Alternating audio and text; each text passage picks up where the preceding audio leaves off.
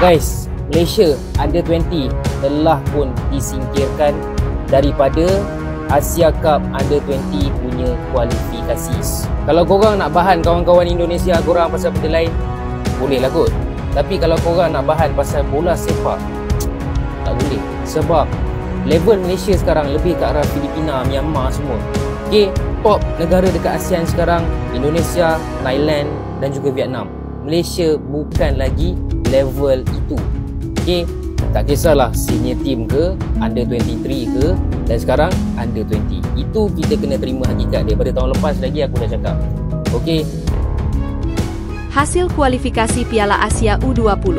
Seri dengan Yaman, Indonesia lolos, masyarakat Malaysia ngamuk lihat negaranya gagal.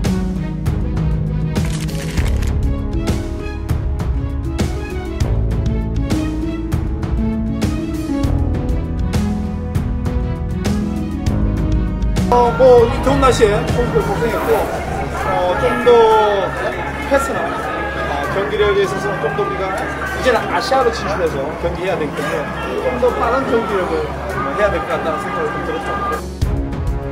Shin Taeyong sarankan Indra Syafri tambah pemain keturunan untuk timnas Indonesia U20 di Piala Asia U20 2025. Siapa saja?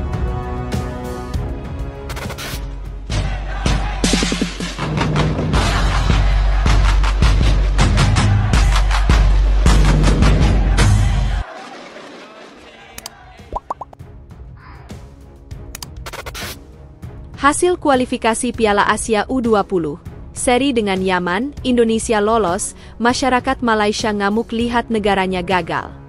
Timnas Indonesia U20 bermain imbang dengan Yaman dalam laga kualifikasi Piala Asia U20 2025 di Stadion Madia, Jakarta, Minggu 29 September malam.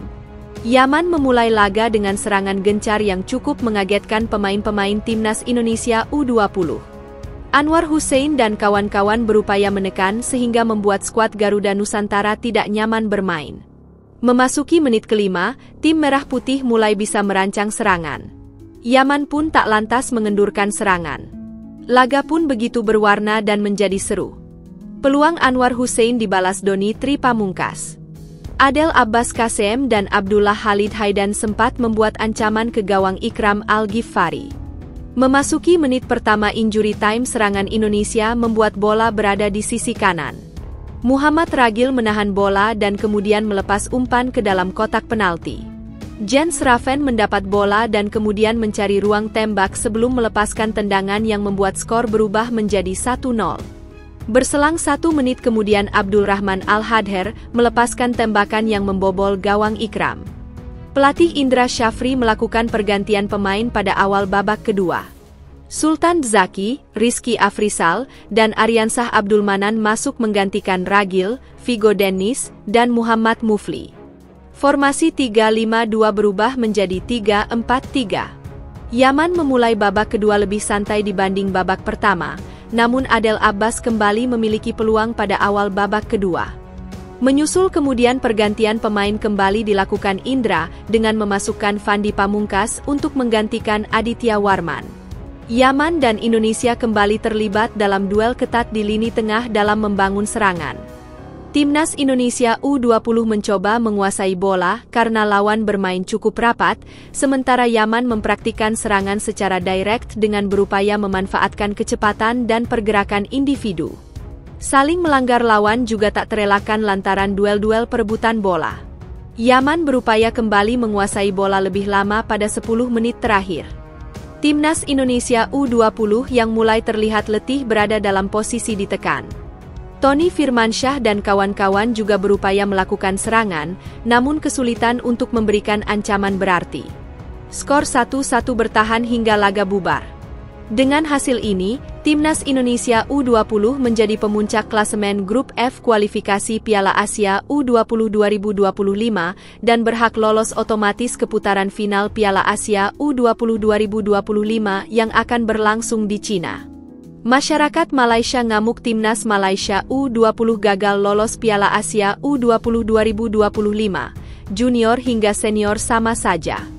Masyarakat Malaysia di media sosial mengamuk setelah timnas Malaysia U20 dipastikan gagal lolos Piala Asia U20 2025. Mereka kesal karena di setiap level tim nasional, performa timnas Malaysia tak ada yang menonjol. Semalam, timnas Malaysia U20 dipastikan gagal lolos ke Piala Asia U20 2025. Kepastian itu didapat setelah skuad asuhan Juan Torres Garrido tumbang 0-1 dari tuan rumah Tajikistan U20 di matchday ketiga Grup E kualifikasi Piala Asia U20 2025. Setelah melewati 3 pertandingan, timnas Malaysia U20 duduk di posisi 3 dengan 4 angka.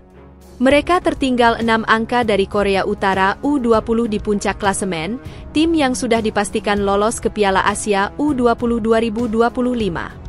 Selain itu, timnas Malaysia U20 juga tertinggal 2 poin dari Tajikistan U20 di posisi 2. Di matchday pamungkas Grup E yang berlangsung Minggu 29 September 2024 malam WIB, Malaysia U20 akan menantang Sri Lanka U20, dan di laga lain Tajikistan U20 menjamu Oman U20. Untuk finish sebagai runner-up, timnas Malaysia U20 wajib menang atas Sri Lanka U20, sambil berharap di laga lain Tajikistan U20 tumbang dari Oman U20. Namun, jikapun finish sebagai runner-up, Malaysia U20 takkan merebut status 5 runner-up terbaik yang lolos ke Piala Asia U20 2025.